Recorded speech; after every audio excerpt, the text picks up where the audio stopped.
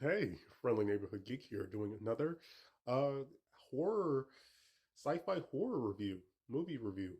This time on Galaxy of Terror.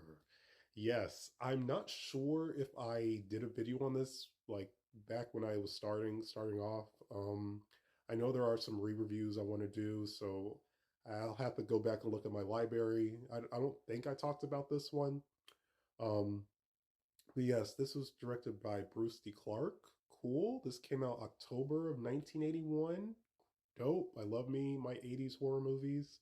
Um, I believe this was a Roger Corman film. I'm not entirely sure. Roger Corman was known for making kind of like B movies, whatever. Or maybe no, I might be having my information mixed up, but like I said, there's some other videos you could watch on Galaxy of Terror that might give you proper, you know, behind the scenes or backstory in the making of this movie. But I believe this, yeah, okay. So Alien with Sigourney Weaver came out in 1979. So I believe this was inspired by that. Of course, there were a lot of Alien knockoffs. One of them I did back in the day, which I might do a re-review, is called Creature. Creature is probably the most well-known Alien knockoff. Um, but I will say, in regards to the cast, um, Robert Englund was in this. This was before Robert Englund played Freddy Krueger. This was before Nightmare on Elm Street, to my knowledge. So that's really dope to see him young, as a younger person. Also, Sig Hayes from House of 1,000 Corpses, Captain Spaulding, I believe. He was in this. R.A.P. Again, really cool. Two people who go on to kind of be horror icons. So what is this about? Well, we have a crew of, I guess, space cadets, and they're sent to some planet to, I guess, I don't know if we're like rescuing some people, rescuing some other people, or retrieve a ship or something. I can't remember. And basically, the title Galaxy of Terror, the planet makes your greatest fears kind of come to life. So each member of the crew are like dealing with nightmarish scenarios. Like I can't remember any specifically. Like Robert Englund, I remember he fought like an evil version of himself, which was pretty cool. So I don't know what the metaphor was with him. Like, was he like afraid of himself? Was I don't know what that was, but it was cool. Um, One of the female members, there was a scene that was kind of controversial, where she basically got uh, raped. The character, not the actress, uh, by a. This is kind of a spoiler, but this was like one of the highlights of the movie. Okay, she gets assaulted.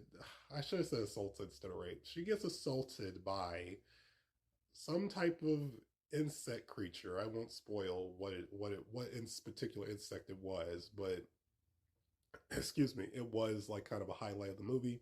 Apologize if I sound a little funny, a little under the weather. Um, like I said, it's just fun. It's you know the concept, the characters, the creatures, the monster sequences, and all that stuff. Are awesome. Um, yeah, it's a lot of fun. It's a lot of fun. Um, it doesn't end so well. Kind of a spoiler. It doesn't end so well for our crew. I'm kind of on the fence about movies that end with everybody dying.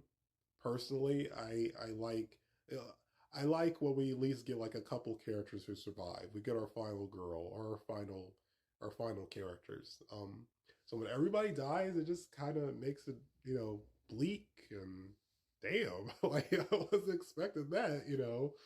Um, and the ending is a little confusing, honestly. I don't know if they ran out of time, but yeah, the ending is a little confusing. Um, but like I said, it's good. It's entertaining. It's fun. It keeps you on your toes, and you just watch, you just watch to see what happens next. You watch for the horror, the monster sequences and the nightmare sequences, and I mean, like that's again, I think the concept was there, and but some of the execution maybe wasn't to a degree. I mean, like just imagine you're sent on a mission and you're sent to a planet where your greatest fears can be materialized. Um, that's a very scary thought. And what if you can't overcome your fear? What if you can't fight back? Like you're just screwed. That's scary. But I recommend it. Definitely worth your time. A little shorter than my uh, typical reviews. Like I said, I don't have a lot to say. I've kind of said all the things worth saying. It's a good movie. I think you'd like it if you like sci-fi horror. If you love knockoff movies, perfect. If you loved Alien, perfect. um, this I'll say this is better than Creepazoids. When I did Creepazoids, this is better than Creepazoids. So um, there is an anime, not based off Galaxy of Terror. There is an anime called Hell Target, which is again similar to Galaxy of Terror, like kind of the same plot to a degree, honestly, which is kind of crazy. Um, about this crew sent to rescue another crew, and they face all these supernatural encounters on this planet. That I might talk about that one too. I haven't finished it. I think it's only like an hour or something. I have to finish it.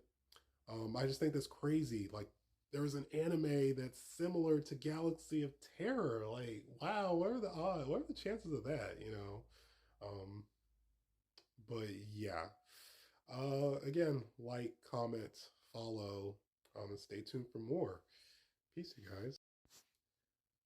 Hey, your friendly neighborhood geek here, doing another 80s horror re-review, movie re-review. This time on one of my favorite, probably my favorite horror movies, period. Definitely my top 10, top 5 80s horror movies. Spookies. Or the original title, Twisted Souls. I'll get into that. So ironically, for a somewhat obscure 80s horror movie, this has some very interesting background. And there is a documentary, I believe it's like an hour, that was made in like 2019, talking about all the behind the scenes stuff in the making of this movie. So if you like my review and you check out the movie, it's on Tubi at the moment. I highly recommend you look at that documentary because it's very, very interesting. Excuse me, and informative. Um, this had two directors, so two friends who were super passionate about the horror genre and wanted to make a horror movie. This had two directors being Brandon Brandon Falconer and Thomas Doran. Cool. Um, so what? Like I said, originally this was supposed to be called Twisted Souls, and the original story was supposed to be about this group of friends in their 20s, early 30s, 20s, who come across this creepy abandoned house manor with a cemetery in the front. Um, Fun fact: the house that they filmed this in was owned by, I believe, one of the founders of the United States. Wow, that's really cool. I believe, like I said, I don't quote me on that. I believe that's true though.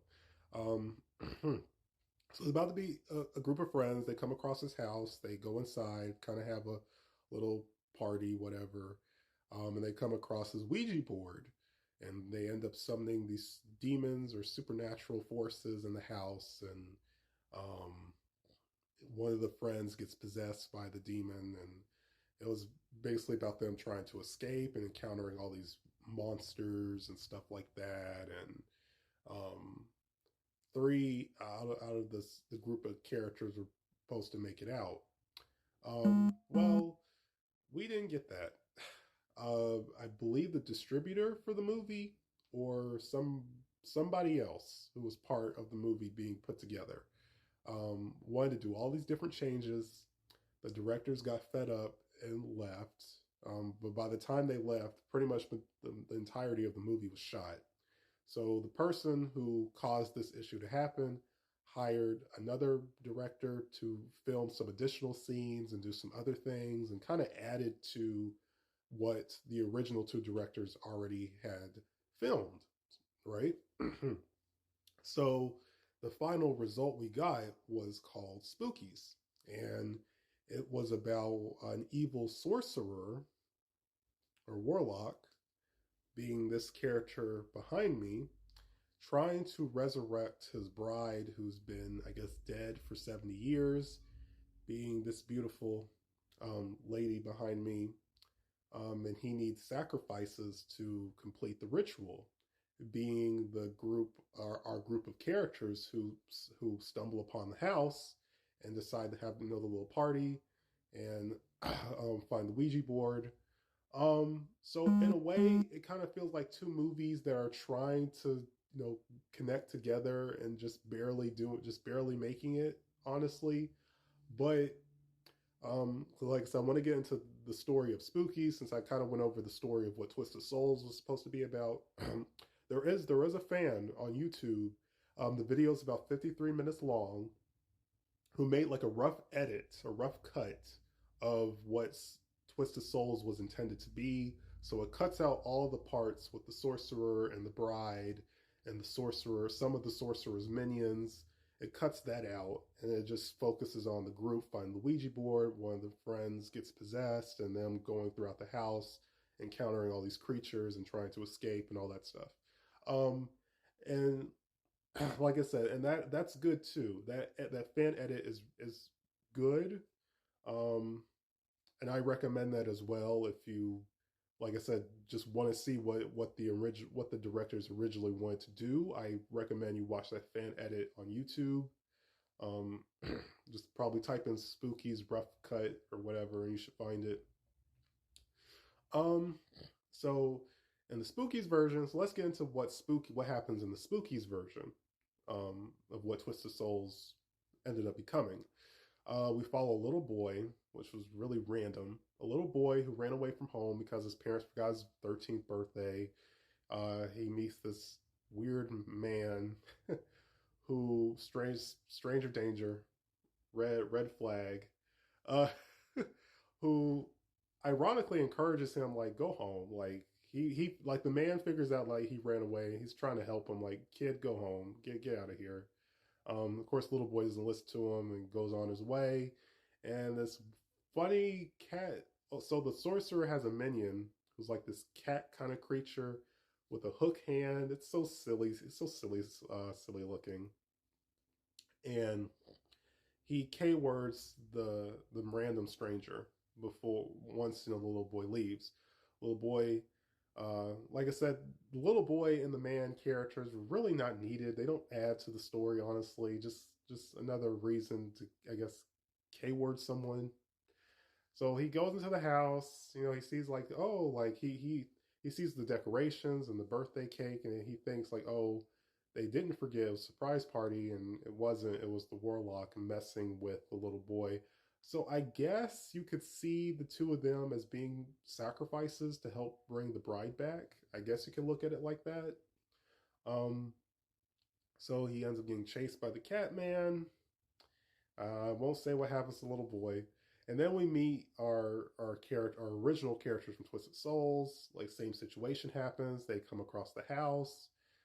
They decide to go inside and have a little gathering, because they were coming from another party that they got kicked out of. And since the night was still young, they decided to enter the house and have a little party. Again, they find the Ouija board. One of the friends still get possessed, so I guess the sorcerer had taken control of the friend that got possessed in this version, I guess. Everybody still splits up. The creatures and monsters in this movie are great, are awesome. Great special effects or practical effects. We have some puppetry. All that stuff is awesome. The vibe of this movie, like the music, the setting, it kind of reminds me of, like, Resident Evil 1 a little bit. Where they're stuck in the Spencer Mansion. Anyone who's familiar with Resident Evil, I really like that vibe this movie kind of gave off. And you're probably wondering, well, once all this crazy shit happened, why did they just leave? Well, I think they couldn't find their keys, some dumb shit like that. And when they ran out of the front of the house, something crazy happens to one of the friends, which scares them, and zombies start to come out of the ground. So they feel like, oh, okay, we're trapped. Like there's zombies outside. We have no weapons unless we just pick up random objects in the house and run out there, start fighting our way out. Um, no weapons, no guns, anything. So like I said, everybody kind of splits up. Splits up. Uh, Everybody kind of gets picked off one by one in different ways, which is cool. And basically, in this version, our main characters, it doesn't end well. And then we cut back to the bride. She tries the K word, the warlock. That's kind of a spoiler. She ends up trying to escape. We get like a 3-4 minute scene of her just getting hassled by zombies. And she stumbles across this guy, almost randomly parked car, and this guy's like, "Hey, lady, what are you doing in my car?" And then he sees the zombies start circling, and she's like, like, "Come on, get in! Like, we got to get out of here." Uh, so just when you think we're out of the clear, we find out we're not. I won't spoil. The ending feels a little silly, like, oh, it's a horror movie. It ends with we have to end it with everyone not making it out. It kind of ends kind of silly, honestly, but I won't spoil that. But like I said, even though what happened, the director's original vision not being what they wanted, it's still a fun movie. It's still fun. I love the cast. I love the monsters. I still like the added story. Everything about it is super charming. Very fun to play like a Halloween party, play it in the background, get together with friends, watch it, have fun. I love spookies. Check it out on Tubi. I recommend it. Peace. Hey, your friendly neighborhood geek here doing another 80s horror movie review. If you guys have been following me for a long time, you know my favorite era of horror movies are 80s horror. I just like the way that those movies were filmed and just seeing, how people dressed back then and how the world was back then. Like sometimes some of the experience, you just kind of feel like you're like in a time capsule or something. Like you're looking into like a time capsule and like, I don't know, like you're in a time machine and you can see everybody, but everybody can't see you. You're just observing everything. Like I don't know. That's how I kind of look at certain movies to a degree, but especially movies from this period. Since I didn't grow up in the 80s, I was born in the very end of 1999, so I just find these movies very charming. But yes, I am talking about The Video Dead.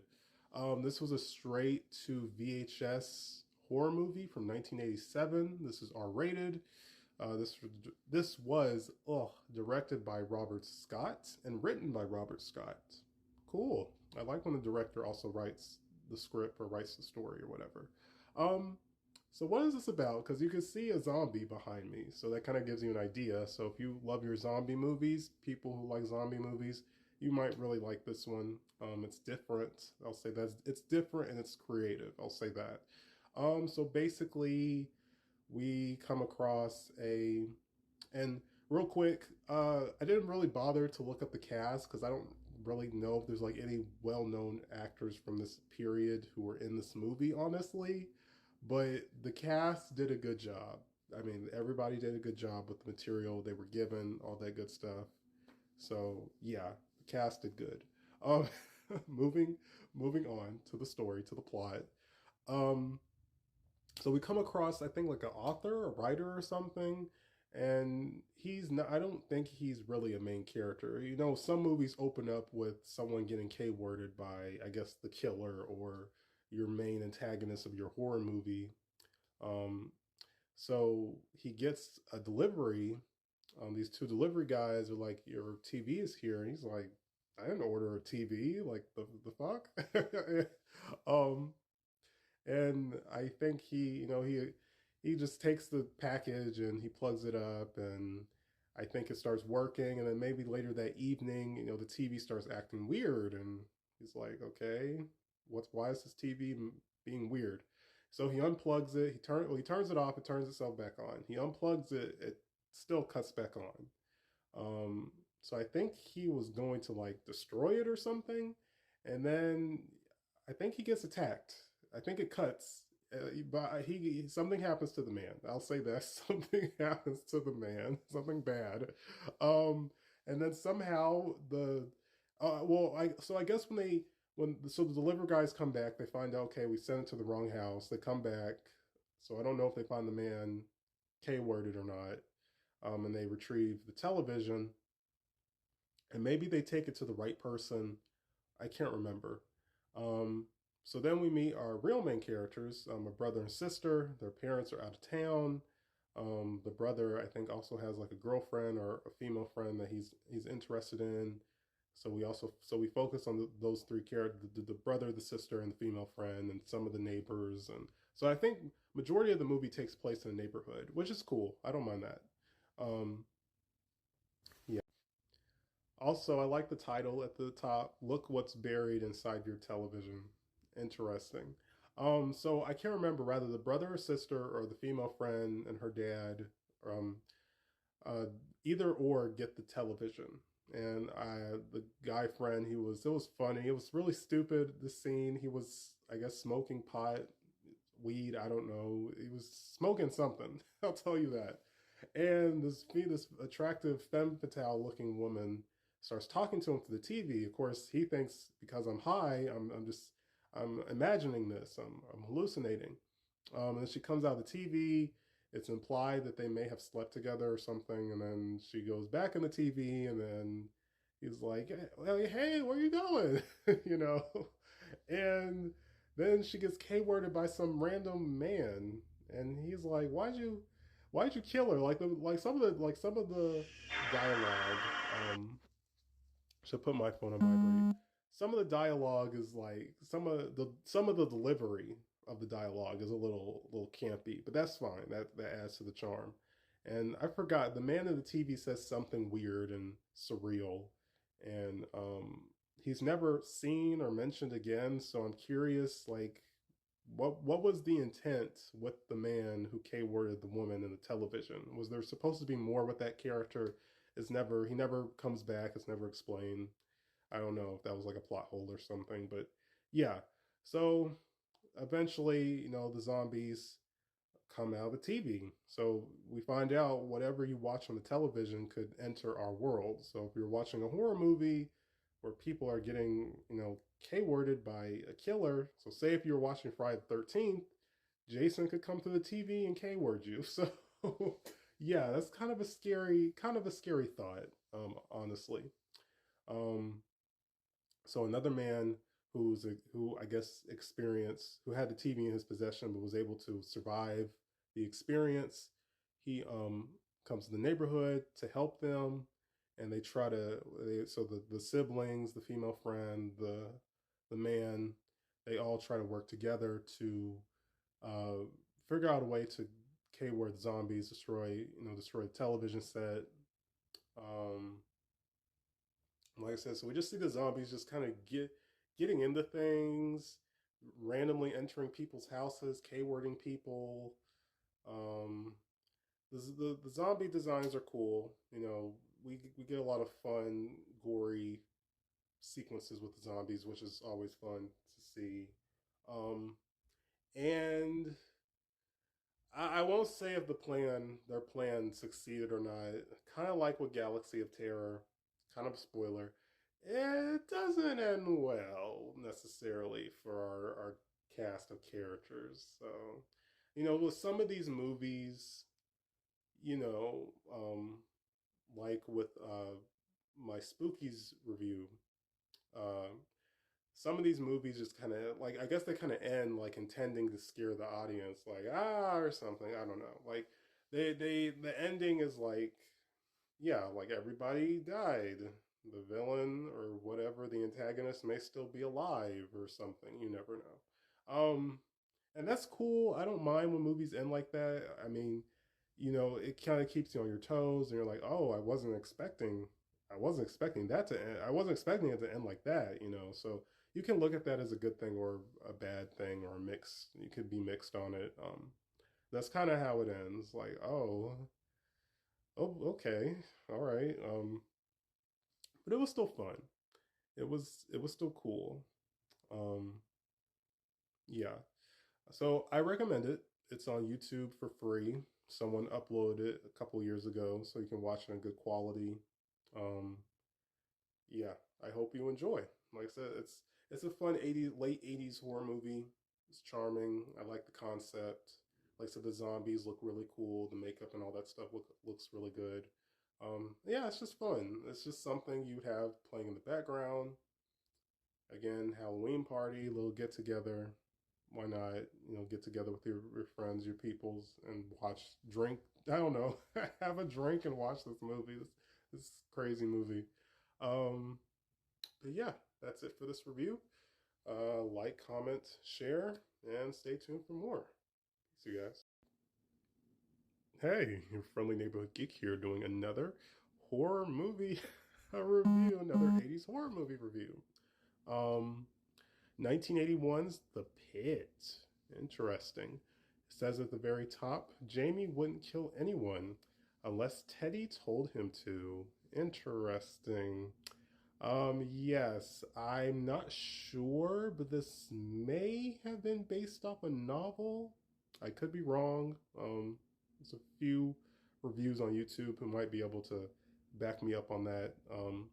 This was directed by Lou Lumen and written by Ian S. Stewart. Um, our main character Jamie was played by Sanders Snyders. Interesting. He did an excellent job. Sam did an excellent job as the main character, as Jamie. He really carried the movie. Um, so like I said, what is this about? Uh, so Jamie is a very kind of disturbed and weird. I don't know if I say weird, but yeah, I guess you could kind of say weird. He's just very different from everyone else. I'm sure growing up, there was always, the weird kid, the kid who was different, introverted, stuff like that. Um, of course, back then, a certain society that could have been looked down upon, or it could have been looked at as something's wrong with you, when in actuality, maybe there really wasn't anything wrong with you. That was just your personality. Um, so he's kind of treated negatively. He kind of has bullies, and some of the adults see him as, disturbed and weird and don't want their children associating with him. Um, and he finds this pit, which has these. I forgot I think they call them troglodytes, which I think is a real scientific name for certain species, like from like a billion, however long ago, when dinosaurs and excuse me, when dinosaurs and cave people, walked the earth. So he finds a pit that's filled with these prehistoric creatures, beings, whatever, and they're meat eaters. They might also be cannibalistic. I'm not sure. So I think he starts feeding them, and he starts feeding them the people that he does not like. So bullies, adults he doesn't like, who he's been treated negatively by. Um, Kind of a spoiler, but I believe his parents go on a trip, and they leave him with the babysitter, and he starts falling for the babysitter and trying to watch her, I think, while she sleeps and while she bathes, and trying to touch her inappropriately and stuff like that. And at first, she kind of sees it as being innocent, and like, oh, he's just a little boy, preteen boy, that's normal. But then she starts to see, things don't seem to be so normal, and the behavior seems to be really, questionable, and really, you know, concerning to her. Um, Kind of a spoiler, but she has a boyfriend, who, is nice and kind to Jamie. But Jamie doesn't like that she has a boyfriend, so he tries to get rid of the boyfriend. I'm sure you can figure out how he figures out how to get rid of the boyfriend. I won't tell you how he lures him into the pit, but I'm sure you can figure it out. And of course, she's upset, she's heartbroken, and I'm not sure if Jamie comes out and tells her like I was the one who killed him or not, but he ends up showing her the pit, and his relationship with the babysitter doesn't end so nicely, doesn't end well.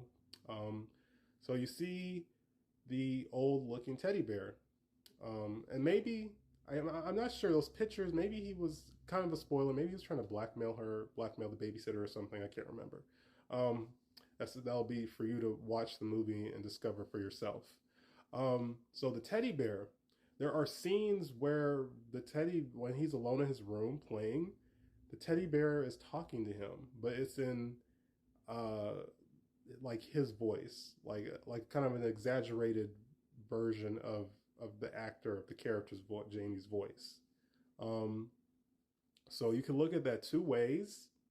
That you know he had some mental stuff going on, um, and that conversation was just taking place in his head. But as the audience, we see it as the bear is talking back to him. Or you could see that as somehow the bear was alive or sentient or supernatural or some crazy shit like that. um, yeah, that the bear was alive and the bear was talking to him and telling him to act out these killings, like telling him, yes, they were so and so was bad to you. They deserve to be punished. You should punish them. Lure them to the pit or whatever. Like that's the type of stuff the bear was saying to him, which is very disturbing. And I like that though. But like I said, it makes you wonder: is this taking place in his mind? This conversation he's having with himself, or is the bear actually talking to him?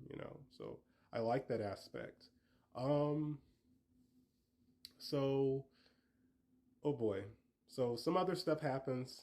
I won't spoil.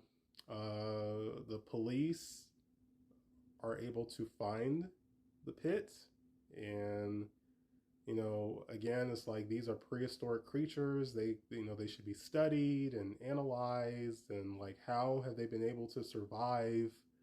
Being alive, being stuck in a pit for all these years and not have been discovered. Like that's a huge scientific, it would be like a huge scientific achievement for the world, for history, the science community, all that stuff. Um, nope, the police just just gunned them down, just K-word this prehistoric species, um, which is kind of funny and kind of fucked up. So kind of spoilerish again. To a degree, Jamie kind of gets away with it. To a degree. And then we kind of get a plot twist ending. I won't spoil that, but it's like oh shit, I wasn't expecting that. So he gets away with it, but he kind of gets his comeuppance. Uh, but I won't spoil how what happens to Jamie by the end of the movie. So in a nutshell, it's fun. It's a good movie. It's kind of a slow watch. I kind of see it as psychological. Like it has psychological horror elements and I guess like traditional monster horror elements, themes. It's like a mixture of some different genres, which is cool. I like that. Um, yeah, I believe this is on YouTube for free.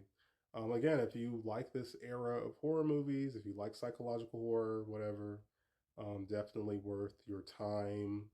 Like I said, there's a handful of playlists on YouTube of some really awesome 80s horror movies, and then there are some really forgettable ones. Like when I did Freak Show, I checked that video out. That was very obscure, not that great. It was a horror anthology.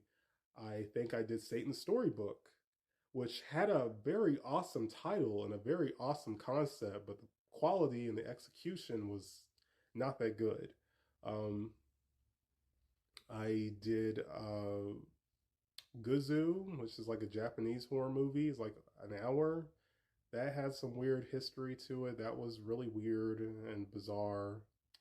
Um, and obscure. I'm trying to remember. Night Terror. I love that. That movie is so much fun, but again, it's like a just low budget horror anthology. You know, it's but Night Terror again. That's on YouTube. That's just it's fun. Something about I don't know. I just love these movies. They just I don't know. They're very therapeutic for me. I just love this genre of horror. You know, before CGI, all that stuff. So yeah. But again, I recommend The Pit. Check it out if you're interested. Highly recommend it. Peace, you guys. Hey, your friendly neighborhood geek here doing another 80s horror movie review. This time on Cellar Dweller from 1987. I believe Video Dead. The Video Dead also came out in 1987. The Shape of Nightmares to Come. Interesting. Yes, this was directed by John Carl Belcher, I'm not sure how to say his last name, and it was written Don Mancini. Cool. Um, Actress Deborah Ferrantino plays our main character. Dope. This also had Jeffrey Combs, who is a horror icon, I would say. He was very well known for the Reanimator um, film series. And excuse me, for anyone, I'm a big Transformers fan. For anyone who grew up with Transformers Prime, I believe Jeffrey Combs played Ratchet in that show, which is really dope. Also, I didn't know this. I didn't recognize her. Yvonne DiCarlo was in this movie as a supporting character. She was the actress who played Lily Munster in The Munsters. For anyone who saw that show growing up or is even familiar with what I'm talking about, The Munsters was basically the Adams Family, but the Adams Family originated as, I believe, a series of comic strips, short stories, whatever. Um, I believe The Munsters was its own original thing made for TV. It didn't originate from something else. But yeah, she's in this. Um, so what is this about? Well, kind of like with the other movie, with the Video Dead, it opens up with Jeffrey Combs' character. He's some type of scientist or artist or something, and he's in this cabin, I guess, by himself. He drew this demon. I'm not sure if he was studying demontology or whatever. He drew this demon. The monster in this movie, or monsters, kind of spoiler, look really good. The costumes and makeup for the monsters look really, really good in this movie. Um, he draws the demon, I guess, assaulting, attacking a woman, and when he draws it, it comes to life behind him. Like, you know, it materializes in real life. So of course he's like what? Like, I'm getting out of here. So he tries to get out of there. I think he manages, and this is in the cellar of the cabin. He gets out of there, um, but I think the creature is able to follow him or something. And I'm not sure if he survived to get K-worded. It was kind of left up in the air what happened to him. But we don't see him for the rest of the movie. Jeffrey Combs is only was only in the opening, um, and then we get to Deborah's character, Whitney Taylor. That's her character's name. So we get to Whitney. I'm not sure why, but she travels to the cabin. I'm not sure if it's for work, to like, find inspiration. I believe she's an artist, comic book artist, which is kind of cool. Yeah, it's pretty cool that our main character is like that's a profession that's not really touched upon, in my opinion, in certain horror um, media. And outside of like, I know, I think The Haunting Hour, Orlstein's The Haunting Hour did an episode like that, and I think Are You Afraid of the Dark did an episode like that, and Goosebumps did an episode like that, surrounding around comic books. You know, that's really cool. But like as far as the movie goes, we haven't really seen that. So I'm not sure if she's traveling there for inspiration or to find creativity. If there's a particular reason, I don't remember because as much as I like this movie, I kind of just had it all in the background, honestly. But I saw most of it. Um, Now, Yvonne DiCarlo's character, I think, turned the cabin into like a bed and breakfast, sort of. So there's other there's other tenants, other people who are at this cabin when she gets there. There's an actor. There's maybe someone who's like a musician or something. That she has a rival. There's another person that she went to school with who's kind of like her rival. And there's another lady. I forgot what her profession was. So we got all these really interesting, talented people in this house, which is pretty cool with this cabin. Um, I'm not sure if she starts to have like weird, vivid dreams, but she ends up coming across the cellar, and she ends up discovering, Jeffrey Combs' character, his work, and she's like, oh yeah, he was the famous such and such, a famous such and such, and he went missing, and no one knows what happened to him. And she finds, like I said, the drawings, and I'm not sure if she redraws them herself, but that ends up summoning the demon creature.